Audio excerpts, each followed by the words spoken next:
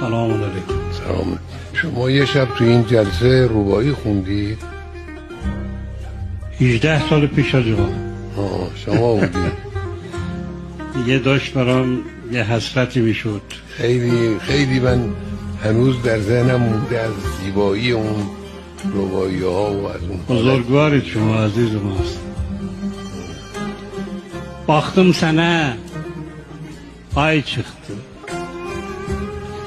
Baktım sana ay çıktı. Gözellere tay çıktı. Hoşluğu paylayanda həsrət mənə pay çıxdı. Səni çocuğum